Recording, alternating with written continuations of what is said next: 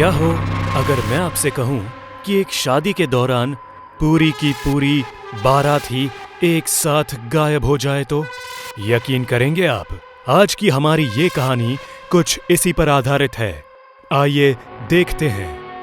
27 दिसंबर 2019 की ये तारीख, जब पार्थ की शादी होनी तय हुई थी।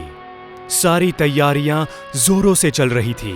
शादी की रात शहनाइयों और बाजे के साथ बारात दुल्हन के दरवाजे पर पहुंची। मंडप किसी महाराजा की शादी जैसा सजा था। सब बहुत खुश थे। फेरों के लिए पार्थ तैयार था और उस वक्त उसकी दुल्हन मोहिनी भी हल्के कदमों के साथ थोड़े शर्मीले अंदाज में मंडप पहुंचती है।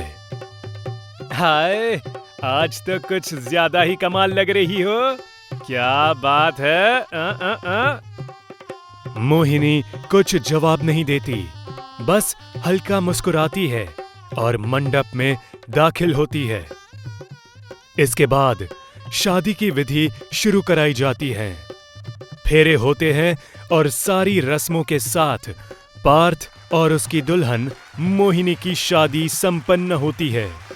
तभी अचानक से पूरे वेडिंग हॉल की लाइट्स एक साथ चली जाती है और हर तरफ कोहरा अंधेरा छा जाता है।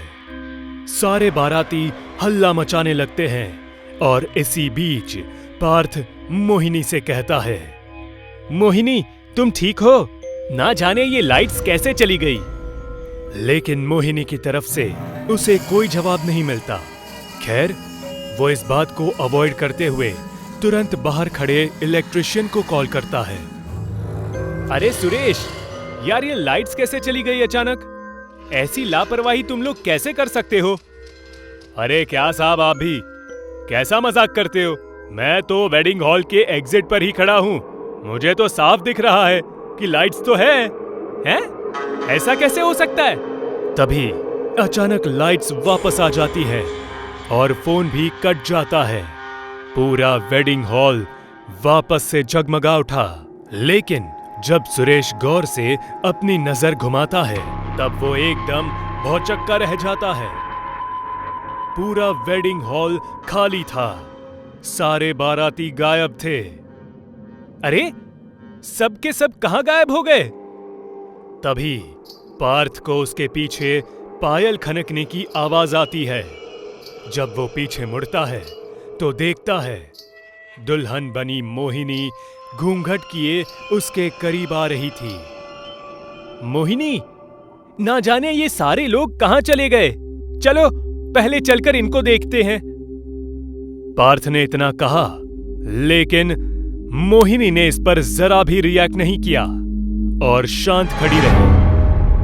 पार्थ उसके करीब जाता है और उसे हिलाने लगता है, लेकिन तब भी मोहिनी ने कोई प्रतिक्रिया नहीं दी और अगले पल वो चुपचाप एक ओर जाने लगी।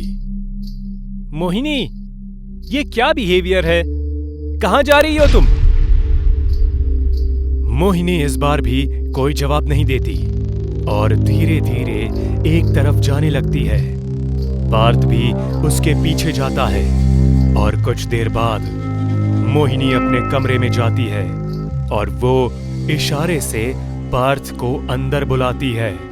पार्थ कुछ समय तक यूं ही खड़ा रहता है, लेकिन फिर वो अंदर चला जाता है, जो शायद उसकी जिंदगी की सबसे बड़ी लेकिन आखिरी भूल थी। वो अंदर कमरे में दाखिल होता है और तभी उसे कमरे में एक अजीब सी घबराहट महसूस होने लगती है। तभी पार्थ को मोहिनी का वॉइस मैसेज आता है। सॉरी पार्थ, बारिश में फंसी हूँ, थोड़ा संभाल लेना। ये सुनते ही पार्थ के होश उड़ जाते हैं। उसे अभी भी सामने मोहिनी दुल्हन के रूप में उल्टी तरफ मुंह किए खड़ी दिख रही थी, जिसने तो अभी फोन लिया भी नहीं। फिर ये सब कैसे हो सकता है? पार्थ एक बार कमरे के बाहर जाकर माहौल का पता लगाने की कोशिश करता है, लेकिन अभी उसके मन में ये विचार आया ही था कि कमरे का दरवाजा एकदम तेजी से बंद हो जाता है और साथ ही सामने खड़ी मोहिनी भी इस तरफ घूमती है। जैसे ही मोहिनी घूमी, उसके सिर से घूंघट उतर गया और उसकी आंखें एकदम काली हो गई। वो बिल्कुल एक चुड़ैल में बदल चुकी थी। उसके दांत जबान से बाहर निकल आए थे और सिर के बाल बड़े होने लगे। ये सब क्या हो रहा है? कौन हो तुम? तुम मेरी मोहिनी के लिबास में मेरे साथ ये छल क्यों कर रही हो?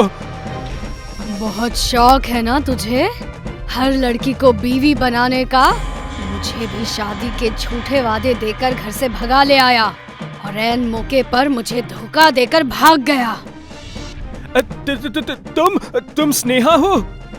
लेकिन तुमने तो खुदकुशी।